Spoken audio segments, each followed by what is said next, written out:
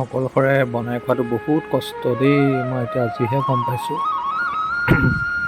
অকলশৰে খোৱাটো হওক, বনোৱাটো হওক, মাইকী মানুহজনী লগত নাথাকিলে বহুত দিগদাৰ হয় দেই।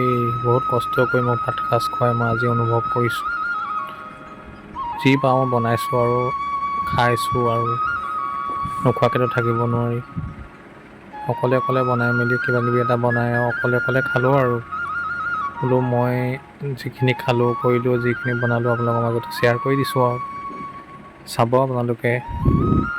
অকলে বনাইছোঁ আৰু যেনে তেনে আৰু বনাবতো একোৱেই নাজানো, কিবাকিবি এটা বনাইছোঁ আৰু খাইছোঁ লাহে লাহে। জ্বলাও পাইছোঁ, মিঠাও পাইছোঁ, টেঙাও পাইছোঁ, চব পাইছোঁ, যেনে তেনে বনাইছোঁ আৰু তদুপৰি ভাতকেইটা খাই ভালেই লাগিছে বাৰু, খালি অকলশৰে মানে খাবলৈ দিগদাৰ পাওঁ আৰু অকলে অলপ কষ্টও হয় খাবলৈ।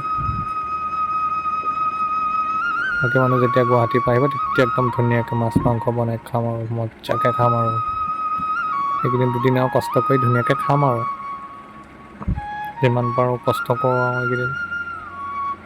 তাৰপিছত আৰু যেতিয়া আহিব তেতিয়া খাম আৰু ধুনীয়াকৈ, হয়নে বাৰু?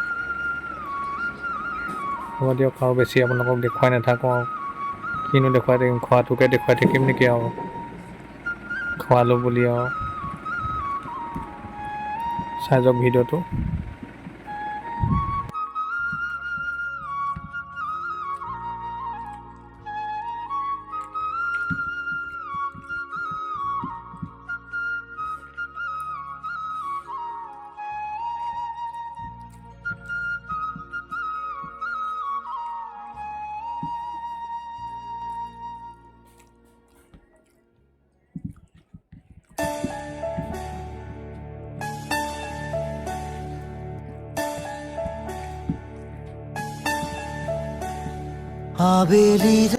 ভিডিঅ' চাই ভাল পালে লাইক এটা কৰি দিব, কমেণ্ট এটা কৰি দিব।